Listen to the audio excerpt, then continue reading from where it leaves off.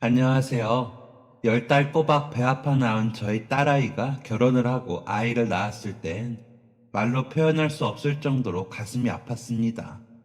15시간 꼬박 진통을 하고도 아이가 나오지 않았고 뱃속에 있는 양수가 모두 빠져나가 더 이상 두었다가는 큰일 날 상황이라 제왕절개로 태어난 손주.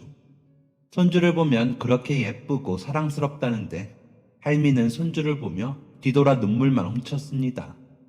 세상에서 가장 사랑하던 나의 딸을 아프게 한 손주가 너무 미워서 할미는 이기적인 눈물을 흘렸습니다. 그래도 제가 사랑에 마다앉는 예쁜 우리 손주 민준이는요, 복이 참 많은 아이입니다. 평범한 집에서 태어나 희귀 난치병을 앓고 초등학교를 다니면서까지 온갖 합병증을 앓느라 제대로 된 학교 생활 한번 하지 못했지만 끝내 수술을 받고 힘든 난관을 극복할 수 있었으니까요. 너무 기쁘고 감사합니다. 수년간 해왔던 눈물의 기도가 하늘을 감동시킨 걸까요? 이제 13살이 된 저희 손주는 3년 전 간이식 수술을 성공적으로 받아 차츰 건강을 되찾아가고 있습니다. 출생 직후부터 10년이라는 시간 동안 저희 가족은 늘 불안하고 초조한 세월을 보냈습니다. 출산 직후 몽글몽글 하얀 변을 보았던 민준이. 하지만 신생아들은 장이 미숙해 그럴 수 있다는 의사의 얘기에 마음을 놓았더랍니다. 마음을 놓은 것이 잘못이었던 건지 일주일 뒤엔 황달 수치마저 높아졌습니다. 그제야 담당 의사의 권유로 종합병원을 찾았고 담도 폐쇄증이라는 판정을 받게 되었습니다. 수술과 치료를 반복하던 지난 10년, 그 하루하루 위태로웠던 순간을 떠올리면 힘들어하던 손주의 얼굴뿐만 아니라 엄마 앞에서 애써 괜찮은 척, 밝은 척 하려 노력하던 제 사랑하는 딸의 얼굴이 떠올라 무척 가슴이 아픕니다. 그 중에서도 제 딸이 가장 힘들어하던 것은 사람들의 시선과 오고 가는 말들이었습니다.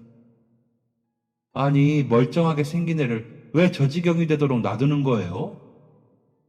하루는 딸네 집에 반찬을 가져다 주러 갔다가 딸이 쓴 일기장을 발견했습니다. 나는 그런 말들이 너무 가슴 아프다. 아파하는 자식을 눈뜨고 봐야 하는 심정을 아무도 알지 못한다. 민준이가 돈 있는 집안에서 태어났더라면 얼마나 좋았을까. 나는 그 누구의 앞에서도 눈물을 흘릴 수가 없다. 그 일기를 읽고 가슴이 미어져 한동안 자리에서 일어나지 못했습니다. 자리에서 일어나지 못한 것만 있을까요? 다시 저희 집으로 돌아가는 길에서도, 집에 도착해 집안일을 하면서도, 하루가 지나고 일주일이 지나도 그 말이 잊히지가 않았습니다. 세상 그 어느 부모가 딸이 저렇게 아파하고 좌절하는 모습을 보고 괜찮을 수 있을까요? 늘 민준이를 위해 기도하고 제 딸 혜정이를 위해 기도했지만 세상은 저의 뜻대로 바람대로 되지 않더라고요. 만만치 않은 수술비에 점점 기울어져가는 가정 형편, 도울 대로 도왔지만 다시 도지는 합병증에 신은 꼭 저희의 편이 아닌 것 같았습니다. 그래도 민준이는 여러 사람들의 따뜻한 마음과 도움의 손길로 건강을 되찾고 평범한 일상으로 돌아갈 수 있게 된 행운아입니다. 오늘 이 사연은 저희 민준이의 이야기가 아닙니다. 저희 딸의 이야기도 아니고요. 오늘날 제가 참 감사한 고마운 인연, 그 인연에 대한 이야기를 써보려 합니다.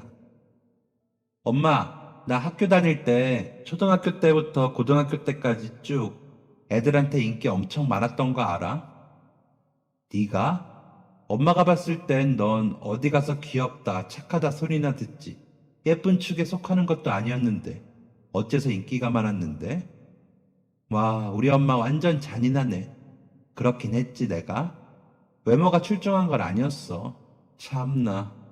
아니, 엄마, 나 슈퍼집 딸내미였잖아. 그 말에 한참을 웃었습니다. 그렇다면 인기가 많았던 게 맞더라고요. 지금으로부터 20년 전쯤 저희 집은 동네에서 조그마한 슈퍼를 운영하고 있었습니다. 고무장갑, 떼수건, 슬리퍼, 라면, 과자. 큰 규모는 아니었지만 필요한 거 한 개씩은 꼭 놔두었던 만물상이었어요. 그래서 우리 동네에 어떤 사람들이 살고 있나 하는 것쯤은 어느 정도 눈짐작으로 알 수가 있었답니다. 동네 터줏대감 어른들부터 골목대장 꼬마들까지 다양한 손님들이 슈퍼를 드나들었지만 가장 기억에 남는 손님은 엄마 손을 꼭 붙잡고 라면을 자주 사가던 코올리게 꼬마 손님입니다. 어서 오세요. 안녕하세요. 라면 사러 왔어요. 네, 라면은 그쪽에 있어요. 알아요. 제가 라면을 엄청 좋아하거든요. 그래서 일주일 동안 아껴 먹고 또 사러 왔어요. 기특하고 예쁘네. 아줌마가 서비스로 사탕 하나 줄게. 슈퍼에 자주 엄마 손을 잡고 오던 한 꼬마가 있었는데 평소엔 인사만 하고 라면만 골라서 가더니 그날따라 제게 말을 걸더군요. 귀여운 꼬마 손님의 애교에 기분이 좋아져 사탕 하나를 서비스로 줬더니 애가 어떻게 해야 할지 몰라 눈만 동그랗게 뜨고 저를 쳐다봤습니다. 최서영, 감사합니다 해야지. 감사합니다. 그렇게 어딘가 잔뜩 신이 난 얼굴로 형형색색의 라면 봉지들 앞에서 한참을 고민하곤 했던 꼬마 손님은 저희 슈퍼의 귀여운 단골 손님이 되었답니다. 저는 을의 어른들이 어린아이를 보면 귀여워하는 정도의 마음으로 그 꼬마를 예뻐했습니다. 너 몇 살이야? 5살이요. 어머, 얘가 뭐래? 너 4살이잖아. 내년에 5살 되니까 미리 5살 하는 거야. 그래, 5살 같은 4살이구나, 우리 꼬마는. 저 꼬마 아닌데요? 어쭈, 그래, 좋다. 공주 이름이 뭐냐? 최서영이요. 그래, 서영이. 아줌마가 이름 꼭 기억해 둘게. 네, 기억해 주세요. 저는 수요일마다 라면 사러 오는 5살 최서영이요. 뭐냐, 다음 주 수요일에도 올 거야? 라면 다 먹으면요. 저희 애 예뻐해 주셔서 감사해요. 매번 올 때마다 서비스로 군것질거리도 챙겨주시고. 정작 저는 와서 라면밖에 안 사는데. 애기 엄마, 무슨 소리를 그렇게 서운하게 해요? 내가 어디 물건 팔아줘서 애기 예뻐하는 건가? 애가 예뻐서 그러는 거지. 나도 딸이 하나 있어요. 이제 초등학교 들어갔는데 지금도 예쁘지만 서영이처럼 요맘때가 특히나 더 예쁘지. 좋겠어요. 이렇게 야무지고 맹랑한 애기가 있어서. 저는 그냥 얼른 컸으면 좋겠는데. 그래요? 사람마다 다 다르기야 하겠지만 저는 애가 빨리 불쑥 커버리는 게 서운하더라고요. 그래도 요만하고 어릴 때 모습이 그리워지는 날이 올 겁니다. 서영 엄마도. 그럴까요? 쾌활하고 명랑한 꼬마 서영이와는 달리 서영이 엄마라는 사람은 어딘가 모르게 차분하고 고요한 사람 같았습니다. 그땐 그저 애 성격은 아빠를 닮았나 보다 하고 흘러 넘겼습니다. 조금 의아하더라도 남일이니 솔직히 그렇게 깊이 생각하지 않았던 것 같아요. 슈퍼일을 끝내고 집으로 돌아가 앙증맞은 딸의 얼굴을 보면 하루 동안 있었던 일들이 싹 잊혀졌었으니까요. 그렇게 자주 오던 꼬마 공주님과 통성명을 하고 또 일주일이 흘렀습니다. 사람이 참 신기한 게 통성명을 하기 전까지는 그 아이가 평소에도 슈퍼 앞을 자주 지나다니는지 몰랐었는데 이름 하나 알게 되었다고 유독 눈에 들어오더라고요. 혼자서, 그리고 동네 공주들과 어디를 그렇게 쏘다니는지 슈퍼 앞 골목에서 라면 공주의 목소리가 가득 울려 퍼졌답니다. 5살이 되고 싶었던 4살짜리 꼬마 아이는 제법 야무진 표정과 말투를 하고 동네를 쏘다니는 말가닥 장난꾸러기였어요. 지루하고 따분한 일과 중에 그 아이가 나타나는 날이면 기분이 좋아 저도 모르게 미소 짓고는 했습니다. 그렇게 명랑하고 밝은 아이였으니 당연히 어두운 그늘 같은 것은 없을 것이라고 생각했었습니다. 보통 남의 아이를 보며 그런 생각을 잘 하지 않기도 하고요. 저도 그렇게 그 아이를 동네 명랑 꼬마 정도로만 생각하고 지냈답니다. 그런데 하루는 그 아이가 잔뜩 풀이 죽은 채 슈퍼마켓으로 들어왔습니다. 늘 오던 수요일에 모습을 드러내지 않았으니 그날은 목요일쯤이었던 것 같아요. 안녕하세요. 안녕. 서영이 왔네. 어서 와. 아줌마, 저 라면 사러 왔어요. 그래, 그쪽에서 먹고 싶은 걸로 골라라. 근데 오늘은 혼자 왔니? 엄마는? 서영이는 묻는 말에 대답을 하지 못하고 우물쭈물 라면을 지낼 때 앞에 섰습니다. 한참 고민하던 녀석은 늘 사가던 5봉지 한 묶음이 아닌 낱개로 된 라면 한 봉지를 가지고 계산대 앞으로 다가왔습니다. 무언가 이상하다는 직감이 그때부터 들기 시작했습니다. 응? 오늘은 그것만 사갈 거야? 엄마는 오늘 같이 안 오셨어? 네, 저기요, 아줌마. 근데 오늘 제가 딱 1개만 살 건데요. 돈은 엄마가 집에 오면 그때 주면 안 돼요? 엄마가 어디 가셨어? 몇 시에 오시는데? 몰라요. 왜? 엄마 어디 가셨는데? 몰라요. 엄마가 어제 라면은 내일 사러 가자고 해놓고 밤에 없어졌어요. 생각지도 못한 말이 아이의 입에서 나와서 정말 당황했었습니다. 지난주까지만 해도 평소처럼 슈퍼에 들러 아이와 함께 라면을 사갔던 사람인데 없어졌다는 말이 정확히 어떤 의미인지 덜컥 겁이 나더라고요. 그러면 아빠는? 아빠요? 아빠는 우리 집에 같이 안 사는데요. 머리가 띵해졌습니다. 밝은 성격의 아이라 아빠가 없는 줄은 몰랐고, 그리고 집에 어른이라고는 엄마뿐인데 엄마가 어린애를 혼자 두고 왜 어디를 간 건지 이해할 수가 없었기 때문입니다. 받아들이기 힘든 상황이었다고 해야 할까요? 그럼 이제 이 아이를 자주 봐왔던 또 다른 어른인 제가 어떻게 해야 하는지 짧은 시간 동안 심각하게 고민을 했어요. 아무리 어른이고 그 아이를 자주 보았다고 해서 함부로 무언가를 할 수는 없었기 때문에 우선 경찰서로 향했던 것 같습니다. 경찰서에 가는 게 아이한테 무서운 기억이 될까? 엄마가 언제 오는지 물어보러 가는 거라고 둘러대고 말을 했어요. 가는 내내 아이의 엄마가 아이를 버린 것만 아니기를 간절히 기도했습니다. 경찰서에 도착해서 몇 가지 질문을 아이에게 하고 한 가지 알게 된 사실은 아이는 아빠가 없는 게 아니라 아빠가 멀리 지방에서 일을 하느라 따로 살고 있다는 사실이었습니다. 근데 그 자리에서 수차례 전화를 걸어보았지만 연결이 되지 않더라고요. 답답한 마음에 그럼 애엄마 실종 신고는 할 수 있냐고 여쭈었더니 만 하루가 지나 신고가 가능하기는 하다며, 근데 이런 경우 대부분 아이를 버리고 가족을 버리고 도망간 사람들이 대부분이었다고 제게 살며시 말씀을 해주시더라고요. 제발 꼭 좀 찾아달라고 부탁을 드렸더니 돌아오는 노력하겠다는 대답과 씁쓸한 미소.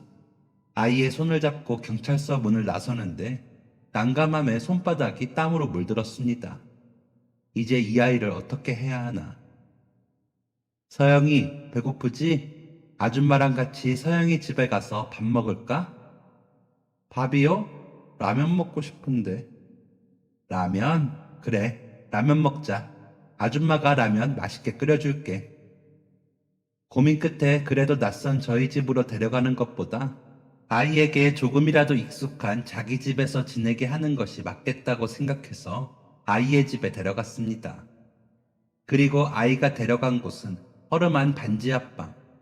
문을 열자마자 곰팡이 냄새 같은 퀴퀴한 냄새가 코를 찔렀습니다. 익숙한 듯 불을 켜고 들어가 겉옷을 벗어 옷걸이에 걸어두는 아이의 행동에 누가 심장을 바늘로 콕콕 찌르는 것처럼 따끔하더라고요. 제 손으로 직접 옷걸이에 옷을 걸기 위해 의자를 밟고 올라가는 그 작은 아이가 그 짧은 순간 어찌나 안쓰럽던지. 아이를 방에 앉혀두고 주인 없는 남의 집 살림을 뒤져 라면을 끓여주었습니다. 그 와중에 라면이 맵다며 찬물에 헹구어 한 줄씩 입으로 집어넣는 그 모습이 귀엽기는 또 어찌나 귀여웠는지 몰라요. 이렇게 예쁘고 야무진 아이를 혼자 두고 도대체 어디서 뭘 하고들 있는 걸까? 라면을 먹고 난 후 슈퍼에서 가져온 사과를 깎아주고 남편에게 전화를 걸어 상황을 설명했습니다. 집으로 데려오라는 남편의 말에 선뜻 그렇게 행동하지 못했던 건 혹시나 아이를 집에서 돌보고 있는 동안 아이의 엄마가 집으로 돌아오지는 않을까 하는 기대감 때문이었어요. 그렇게 아이가 잠들 때까지 기다렸다가 집으로 돌아가면서도 이 밤이 다 기울기 전에 그 차분하던 여자가 다시 돌아와 주기를, 저 작은 아이가 혼자 빈집에서 지내야 하는 것은 오늘 밤이 마지막이기를 간절히 기도했었습니다. 다음 날 아침 일찍 그 아이의 집부터 들려 아침밥을 차려주고 아이가 괜찮은지 확인을 했습니다. 잠은 잘 잤어, 서영이? 네, 잘 잤어요. 아줌마는 왜 또 왔어요? 응, 아줌마가 집에서 반찬을 했는데 너무 맛있어서 서영이 생각이 났지. 그래서 같이 먹으려고 왔어. 와, 뭔데요? 고기다.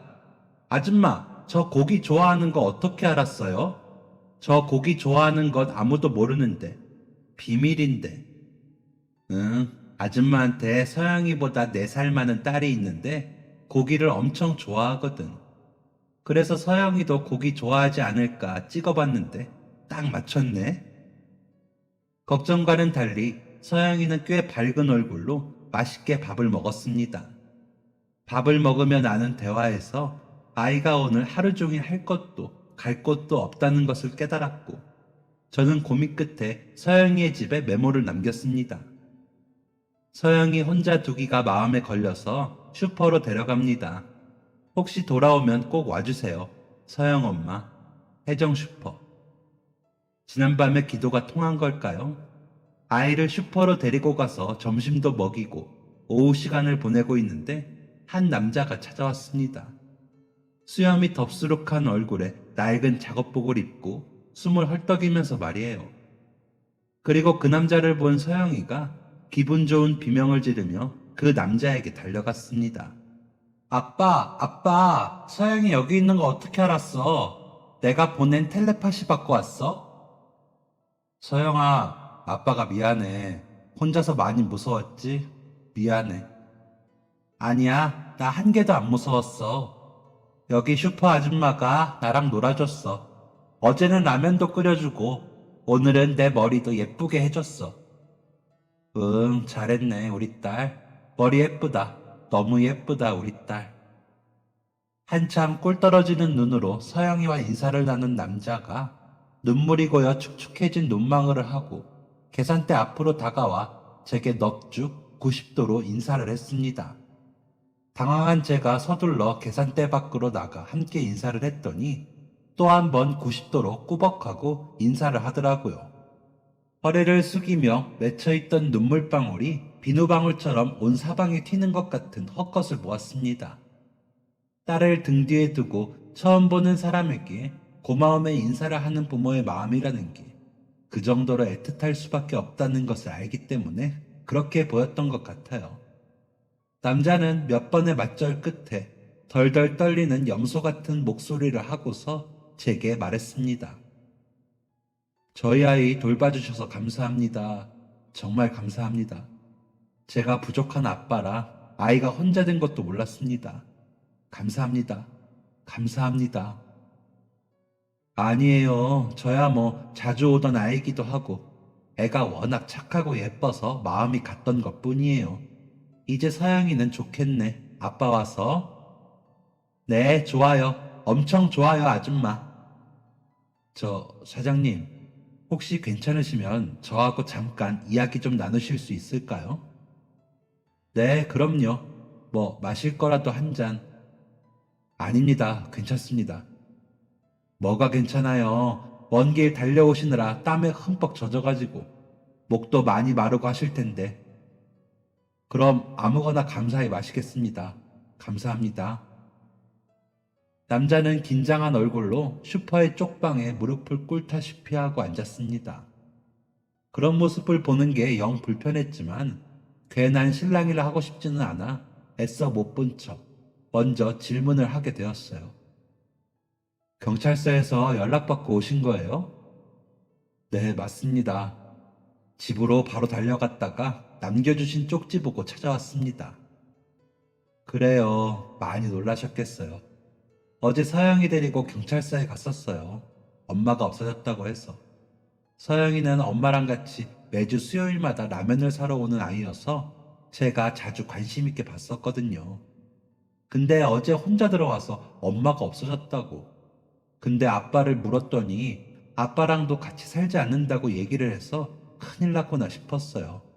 좋지 않은 예감이라고 해야 하나. 그래서 경찰서에 갔어요. 제 불길한 예감과는 달리 다행히도 서영이한테는 아빠가 있었더라고요. 먼 곳에서 일하느라 떨어져 살고 있다고. 네, 고향이 통영입니다. 아내와도 통영에서 만났고, 서영이도 통영에서 태어났고요. 애가 조금 크고 집사람이 다시 일을 시작하면서 서울로 가게 되었어요. 그땐 일자리 때문이니까 너무 헤어지기 싫지만 따로 헤어져서 살게 되었습니다. 어쩔 수 없었어요. 장모님도 서울에 살고 계시고 해서 저는 장모님 댁에서 아내와 아이가 같이 살고 있는 줄로만 알았습니다. 그동안 연락을 할 때마다 늘 장모님 댁에서 지내고 있다고 했었고 저는 믿었거든요. 그런데 오늘 경찰서에 연락을 받고 장모님께 먼저 연락을 드렸는데 이미 연 끊고 지낸 지 오래시라고 어떻게 살고 있는지 눈으로 보라며 주소를 알려주시더라고요. 문 앞에서 한 번, 문을 열고 두 번, 화가 나서 숨이 쉬어지질 않았습니다. 돈 벌어 꼬박꼬박 보내주고 있는데 왜 그런 곳에서 지내고 있었던 건지. 그래도 덕분에 일찍 알았습니다. 조금이라도 더 늦었으면 우리 서영이한테 어떤 상처가 됐을지. 정말 감사합니다. 그런 일이 있었군요. 정말 몰랐어요. 매번 볼 때마다 정말 멀쩡해 보여서. 솔직히 오며 가는 손님들 겉모습만 보고는 어떤 환경에서 살고 있는지 알기 어려우니까. 게다가 애도 너무 예쁘고 밝은 성격이라 저도 아이 얘기 듣고 많이 놀랐어요. 근데 그래서 애 엄마랑은 연락이 된 거예요? 아니요. 일방적으로 연락을 끊고 잠수를 타서요. 지금 어떻게든 연락할 방법을 찾고 있는 중입니다. 정말 신세 많이 졌습니다. 죄송하고 감사합니다. 이제 서영이는 아빠랑 같이 사는 거죠? 너무 걱정이 돼서. 애가 혼자서 집에 빨래 개고 바닥 청소하고 다 해요. 저 작은 게. 한창 사랑받고 예쁨만 받아도 모자랄 나이에. 서영이 아빠는 눈물이 나는지 고개를 바닥으로 숙인 채 한참 동안 숨 삼키는 소리만 냈습니다. 저는 더 이상 아무 말도 하지 않았습니다. 초면에 괜스레 남의 아픈 마음을 긁어대고 싶지 않았기 때문이기도 했고, 무엇보다 본인이 가장 힘들 거라는 걸 알기 때문입니다. 그렇게 서영이는 아빠의 손을 잡고 돌아갔습니다. 통영으로 가는 거냐는 저의 질문에 바로 가지는 못하고 어떻게든 서영 엄마를 찾아낸 후 내려갈 계획이라고 했어요. 그래서 서영이를 골목에서 계속 마주칠 수 있었습니다. 서영이의 아빠 되는 사람이 나타난 지 3일 정도 됐을 때입니다. 3일 전보다 더 수척해진 얼굴을 하고 나타난 서영이 아빠. 한참 동안 슈퍼 안을 빙글빙글 돌며 이것저것을 장바구니에 주워 담던 그 사람이 계산대 앞에 장바구니를 올려두고 저의 눈을 마주 보았을 때 본능적으로 알았습니다. 무언가 좋지 않은 일이 있다는 것을요. 잘 알지도 못하는 남에게 밖에 이 이야기를 할 수 없다는 듯이 그 사람과 저는 장바구니에 쌓인 물건들을 하나하나 영수증에 적으며 천천히 이야기를 나누었습니다. 단골 손님이 오랜만에 식당에 방문해 주인장과 안부를 묻듯이 그렇게 말입니다. 애 엄마가 사랑하는 사람이 생겼대요. 그래서 집을 나간 거라고.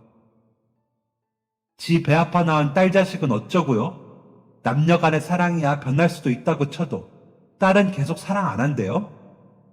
웃기죠. 무섭고. 딸이 저를 닮은 게 너무 싫다네요.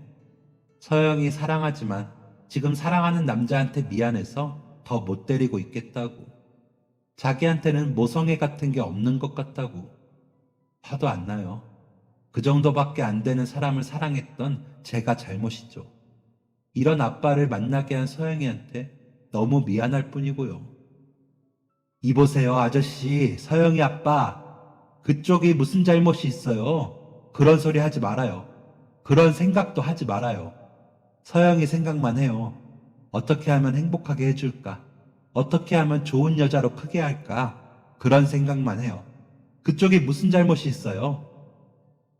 억지스러울 만큼 장바구니 가득 넘치게 담아왔던 물건들의 계산이 끝이 나고 서영이 아빠와 저의 대화 사이에도 정적이 찾아왔습니다.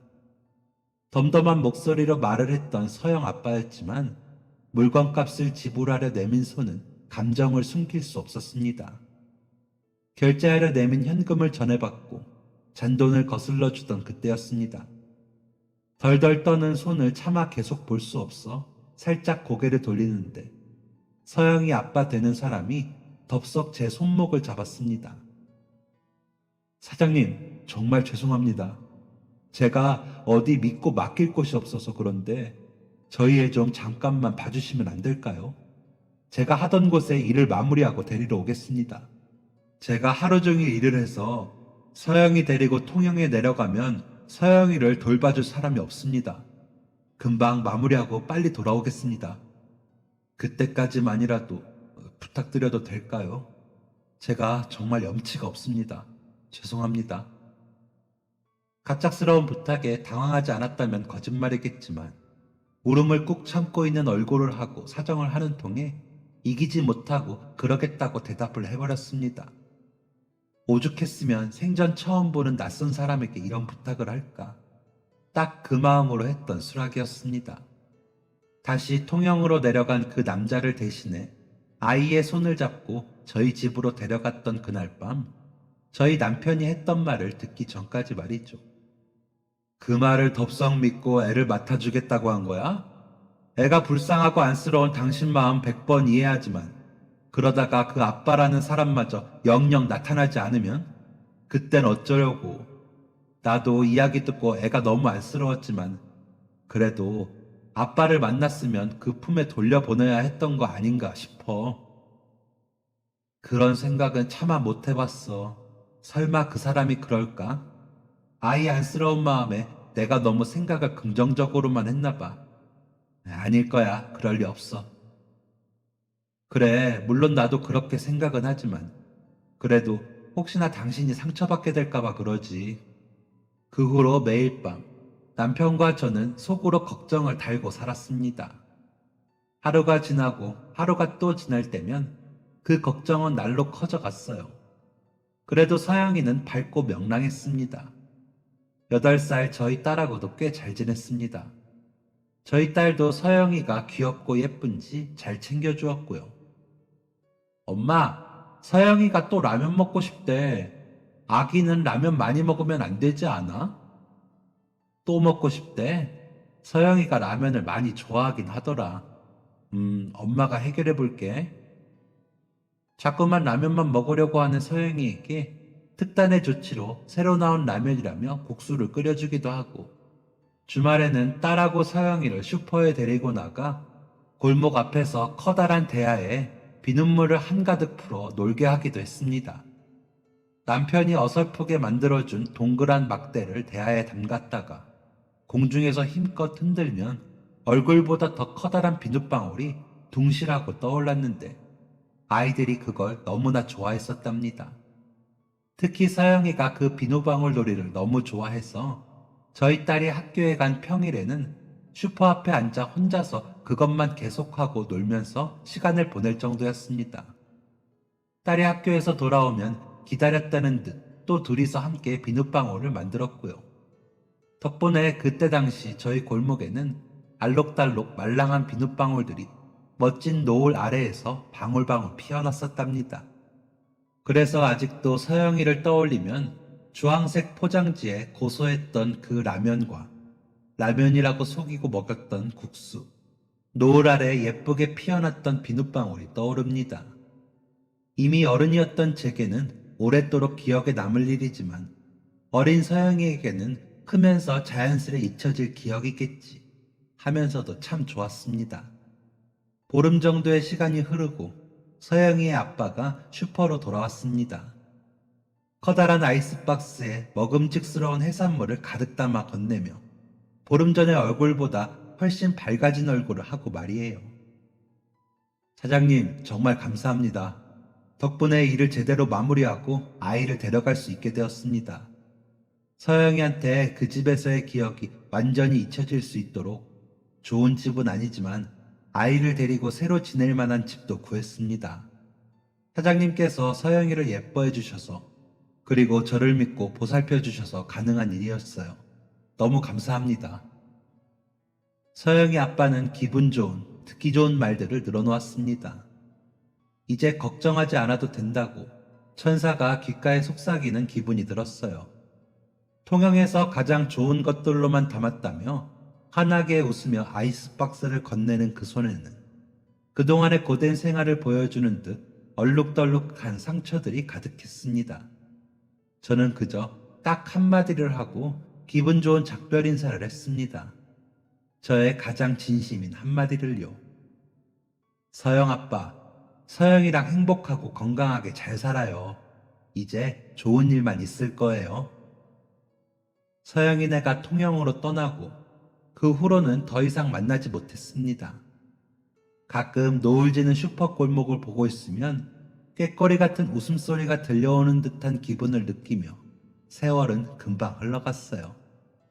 그로부터 10년이 넘는 시간 동안 그 자리에서 장사를 했었으니 10년 동안 제 마음속 한편에 남아있었던 예쁜 추억이네요. 그렇게 예쁜 추억이 많았던 슈퍼마켓은 세월이 흐르고 편의점이 우후죽순 생겨나면서 문을 닫게 되었습니다. 많은 사람들의 기억 속에서 희미하게 사라졌지만 저의 마음속에는 아름답고 예쁜 추억으로 언제나 자리하고 있었습니다. 세월이 흘러 저희 딸 혜정이는 결혼을 해서 아이를 낳았습니다. 그 아이가 앞서 말씀드렸던 민준이에요. 아픈 몸으로도 언제나 해맑고 씩씩한 우리 손주입니다. 그런 아들을 위해 해줄 수 있는 거라곤 병원에서 지내게 하는 것밖에 없었던 안타까운 저희 딸 혜정이는 자주 제게 속마음을 털어놓았어요. 저는 그런 혜정이에게 그저 묵묵히 아픈 이야기를 들어주는 것 외에는 해줄 수 있는 것이 없는 엄마였습니다. 엄마가 된 딸을 보는 엄마의 마음. 제가 처음 엄마가 되었을 때만큼이나 어렵고 쉽지 않은 일들의 연속이었습니다. 그러던 어느 날, 동네에서 함께 장사를 했던 친구들과 함께 사우나에 갔다가 우연히 흘러나온 라디오에 귀를 기울이게 되었습니다. 예전에는 참 라디오 듣는 걸 좋아했었는데 하루 종일 라디오를 옆에 끼고 살았어. 그래, 맞아. 그래서 미자 너희 방앗간 갈 때마다 발길이 안 떨어졌었지. 다음 내용 궁금해서. 목욕탕 친구들과 추억에 젖어 그때 그 시절 라디오에 대해 이야기하다가 문득 마음을 먹었던 것 같아요. 별 볼 일 없는 글솜씨라 감동이나 재미가 없을 수도 있지만 한번 내 이야기를 라디오에 보내보자 하고요. 흐릿해져가는 젊은 날의 기억을 조금이나마 붙잡고 싶은 마음도 있었던 것 같습니다. 그렇게 친구들과 옹기종기 모여 앉아 도움을 받으며 이야기를 써내려갔습니다. 야, 근데 이거 재미가 있는지 모르겠는데 나는 눈물이 나서 못 읽겠다. 나도 그래, 감동이 있다. 이거 나가면 화장품 당첨되는 거 아니야? 정숙이 너 사연 1등 타면 우리 모르는 척하기 없기다. 다 썼으면 어디 한번 읽어봐라. 그래, 읽어볼게. 아픈 손자를 돌보며 살고 있는 할머니입니다. 젊은 시절 결혼을 해 아이를 낳고 골목에서 작은 슈퍼를 열게 되었어요. 어린아이를 업고 슈퍼에 나와 있으면 동네 어르신들이 하나둘 나와 저 대신 아이를 업고 골목을 걸어주시기도 했던, 지금 생각하면 참 따뜻했던 마을이었습니다.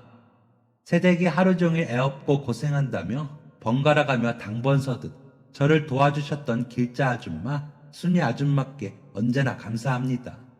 지난주에 보내드린 김치 맛있게들 잘 드시고 계신가요? 밥 거르지 말고 일하자며 도시락 잔뜩 싸와 제 입에 쑤셔 넣어주었던 장사꾼 친구들에게도 고맙습니다. 이 사연 소개되면 다 너희들이 도와준 덕분이다. 그리고 매주 수요일 라면을 사러 와주었던, 라면을 너무 좋아했던 5살 같은 4살 꼬마 서영에게도 고맙습니다. 잘 지내고 있는지 궁금합니다. 서영아, 아직도 라면을 좋아하는지, 그때 그 골목에서의 추억을 기억하는지 너무나 궁금하다.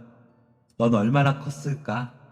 이제는 10살짜리 손주를 둔 할머니가 되어버린 제가 아직까지 행복하게 살아갈 수 있는 건 그때 그 시절 따뜻하고 동화 같았던 기억 덕분입니다. 저희 손주는 태어날 때부터 희귀 질환을 앓아 큰 수술을 여러 번 했습니다. 10살이 된 지금까지도 여러 가지 합병증으로 고생을 하고 있어요. 이제는 간에까지 문제가 생겨 힘든 간이식 수술을 기다리고 있습니다. 이 할미가 지난 세월을 추억하고 되새기며 힘을 얻는 것처럼 이 작은 천사도 얼른 이 지겨운 병마를 이겨내고 훗날 추억할 수 있는 아름다운 추억을 만들어갈 수 있기를 기도합니다. 야, 빨리 보내버려. 난 너무 슬퍼서 안 되겠다. 나이 먹고 슬픈 감정도 다 사라진 줄 알았는데 왜 이렇게 눈물이 나니? 미정이 너는 아직 청춘이네. 눈물이 다 나고. 나는 그냥 하품이 나네. 거 휴지 좀 줘봐. 그렇게 정성을 다해 써내려간 저의 사연은 우연히 사우나에서 들었던 그 라디오에서 아픈 손자를 돌보며 살고 있는 할머니의 젊은 시절 이야기로 소개되었고, 모두가 기대했던 화장품은 당첨되지 못했지만 말린 오징어에 당첨되어 친구들과 맛있게 나누어 먹을 수 있었습니다. 라디오에 저의 이야기가 송출된 것 또한 시간이 지나고 제게 또 다른 아름다운 추억이 되겠지요. 그리고 라디오 사연이 송출된 다음날 모르는 번호로 전화가 왔습니다. 혜정슈퍼 사장님 핸드폰 맞나요? 저를 혜정슈퍼 사장님이라고 부르는 젊은 여자의 목소리.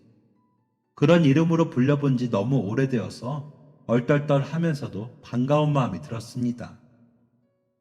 네, 맞는데 누구세요? 안녕하세요. 저 라디오 듣고 묻고 물어서 연락드렸어요. 저 서영이에요. 서영이라는 그 말에 깜짝 놀라 하던 일을 멈추고 굳었습니다. 어디서 어떻게 사는지 몰라도 그저 행복하게 잘 살기만을 바랐던 그 작은 천사가 어느덧 이렇게 고운 목소리의 여인이 되어 전화를 주다니요. 어머 세상에, 이게 무슨 일이냐? 정말 서영이냐? 잘 지내고 있어? 이게 무슨 일이야? 네, 저 잘 지내고 있어요. 저 라면 만드는 기업 본사에 취직해서 일하고 있어요. 신기하죠?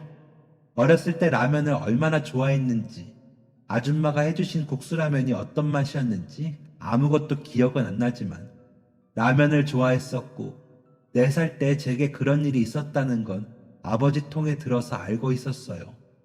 일을 마치고 퇴근길에 차 안에서 라디오가 나왔는데 듣자마자 제 이야기인 걸 어떻게 알게 됐는지 모르겠어요. 너무 어릴 때의 일이라 기억도 잘 나지 않는 그때의 일을. 아마 창문 밖에 붉게 넘어가고 있던 노을 때문이 아닐까요? 대부분의 기억이 잘 나지 않지만 한 가지 기억은 또렷하게 남아 있었거든요. 슈퍼 앞에서 커다란 세숫대야에 비눗물을 풀어 비눗방울을 만들고 놀았던 기억. 동그란 무지개가 붉은 노을이 진 하늘 위로 뭉게뭉게 피어올랐던 기억이요. 사장님, 저 서울 살고 있어요. 한번 뵙고 싶어서 연락드렸어요. 아직 서울 계시죠? 놀랍고 반가운 연락에 가슴이 두근거렸습니다. 딸 혜정이에게 말해주었더니 자기도 어렴풋이 기억이 난다며 누구보다 기뻐해 주었습니다. 그리고 다시 만난 서영이는 너무나도 예쁘고 고운 여자로 자라 있었어요. 그때 그 말괄량이 명랑 꼬마는 어디에 갔는지 몰라보게 어른이 되어 있었습니다. 그동안 어떻게 지냈는지 여러 이야기를 나누다가 서영이가 불쑥 메모지와 볼펜 하나를 내밀었습니다. 저 있잖아요. 민준이 이야기 나와서 말인데 제가 도움을 드리고 싶어요. 저희 회사에서 희귀 난치병 후원하는 프로그램이 있는데 여러 가지 상황을 고려해서 1년에 몇 명씩 작게나마 도와드리고 있거든요. 민준이 이야기로 지원을 해보면 어떨까 해요. 제가 꼭 도움드릴 수 있게 힘써볼게요. 네가 뭐하러 민준이 신경을 써. 괜찮아. 그런 것까지 신경 쓰지 않아줘도 돼. 괜히 너 일하는데 방해된다. 좋은데 취직했는데. 아니에요. 희귀 난치병이 평생 동안 얼마나 많은 사람들을 힘들게 하는지 감히 짐작도 할 수 없지만 이런 프로그램이 있는데 민준이 일을 모르는 채 할 수는 없어요. 사장님, 저 힘들 때 도와주셨잖아요. 피 한 방울 안 섞인 부모가 다시 찾으러 올지 안 올지도 모르는 낯선 아이를 불쑥 집에 데려가 먹여주고 재워주고 진심으로 아껴주셨잖아요. 제가 더 성공해서 직접 도움을 드릴 수 있었다면 좋았겠지만 그렇게 훌륭한 사람으로 자라지 못한 게 너무 죄송해요. 이거 제 돈 아니잖아요. 저는 그냥 이런 프로그램이 있으니 한번 해보자고 제안 드리는 거예요. 진심으로 민준이가 하루빨리 평범한 삶을 되찾기를 바라서. 서영이는 눈물을 글썽거리며 빌다시피 제게 부탁했습니다. 그 아이가 제게 부탁할 것이 뭐가 있다고 그런 천사 같은 말을 하는 건지. 저도 눈물이 나오려는 것을 꾹 참고 서영이가 가져온 종이에 한자 한자 적어 내려갔어요. 이기적인 마음이지만 꼭 우리 민준이가 도움을 받을 수 있기를 바라면서. 그렇게 한 달 후 제가 사연을 보냈던 라디오 방송국에서 제게 연락이 왔습니다. 안녕하세요. 여기 라디오 방송국입니다. 네, 안녕하세요. 어쩐 일로 전화를 다 주셨어요? 지난번 보내주신 사연에 답장이 왔어요. 사연 모집하던 중 발견하고 너무 반가운 소식이라 연락을 안 드릴 수가 없었어요. 혹시 사연 속에 나왔던 서영님에게 연락 받으셨나요? 네, 연락 받았어요. 만나서 인사까지 나누고 덕분에 정말 좋은 시간 보냈습니다. 근데 반가운 답장이라는 게 어떤 건가요? 누가 제게 그런 걸? 저희 방송 시간 아시죠? 자세한 내용은 방송 통해서 확인해 주셔야 감동이 배가 될 것 같아서 꼭 들어주세요. 그 말씀 드리려고 전화드렸어요. 혹시나 라디오 못 들으시면 답장도 못 듣게 되시는 거니까. 라디오 방송국에서 걸려온 전화는 누군가 저의 사연에 답장을 보냈다는 내용이었습니다. 너무 궁금해서 며칠 동안 그 날짜가 되기만을 기다렸어요. 그리고 방송 당일 수많은 사연들 중 가슴에 와닿는 첫 문장이 있었습니다. 긴 사연은 아니었고 방송을 종료하기 전 짧은 메시지 형식으로 소개되었습니다. 아, 그리고 마지막으로 전해드릴 소식은요. 왜 저희 청취자들 분들 중에 지난번 아픈 손자를 돌보는 할머니의 젊은 시절 이야기라는 사연 기억하시는 분들 계실 거예요. 그분께 정말 반가운 답장이 도착했습니다. 슈퍼 아줌마, 제게는 슈퍼맨 같았던 아줌마. 아줌마를 만난 건 제게 정말 행운이고 행복이었습니다. 이렇게 다시 만나 뵙게 되어 얼마나 기쁜지 몰라요. 아줌마, 지난번 찾아뵙고 말씀드렸던 희귀 난치병 프로그램 말이에요. 민준이가 혜택 받을 수 있게 되었어요. 어떤 방식으로 알려드릴까 하다가 저희를 이어주었던 방송국을 통해 전해드리면 어떨까 해서 짧게나마 사연을 신청했습니다. 청취자분들, 어렸을 적 라면을 좋아했던 저는 지금 라면 회사에 취직하여 신메뉴 개발을 하는 일을 하고 있습니다. 제 어린 시절 기억에 동화처럼 아름다운 기억을 남겨주신 고마운 아주머니께 이렇게 보답할 수 있게 되어 정말 기쁘고 보람찹니다. 쉽지 않은 마음을 베풀어 주신 아주머니, 저에게는 그 어떤 영웅보다 더 슈퍼맨 같았던 아주머니의 소중한 손주분이 무사히 병마를 이겨내고 평범한 일상으로 돌아올 수 있도록 모두 기도해 주세요. 저는 행복했던 기억을 벗삼아 앞으로도 열심히 살아가려 합니다. 댓글로 응원해 주셨던 분들, 아주머니와 손주분을 대신해 제가 감사의 인사를 전합니다. 라고 보내주셨는데요. 아, 정말 좋은 소식입니다. 라디오 DJ 일을 하면서 지금처럼 가슴 뭉클한 순간이 또 있었을까 싶어요. 너무 축하드리고 저희 라디오 식구들도 민준이의 쾌유를 진심으로 기도하겠습니다. 라디오 사연은 서영이가 보낸 것이었습니다. 기쁜 소식을 보다 더 의미 있는 방식으로 전하고 싶었던 서영이의 깜짝 선물이었어요. 그렇게 서영이가 다니는 회사의 도움으로 간이식 수술의 비용을 지원받아 민준이는 회복 상태에 있습니다. 경과가 좋아 남은 치료만 잘 받는다면 다시 일상으로 돌아갈 수 있다고 합니다. 다 큰 어른도 견디기 힘든 큰 수술을 어린 나이에 여러 번 견뎌내고 이겨내준 민준이에게 너무 고맙고 기회를 주신 서영이 회사분들 그리고 서영이에게 다시 한번 감사의 인사를 전합니다. 어린 시절 서영이부터 지금 제 손주 민준이를 비롯해 세상에 여러 아픈 아이들이 더 힘찬 미래로 나아갈 수 있기를 진심으로 바랍니다. 남은 인생도 더 바른 마음가짐으로 살아보려 합니다. 모두가 행복하게 웃을 수 있는 날이 오기를 바라며 이웃을 챙기는 사람이 좀 더 많아지기를 바라며 감사합니다. 지금까지 사연 들어주셔서 감사합니다. 사연이 재밌으셨다면 구독과 좋아요를 눌러주세요.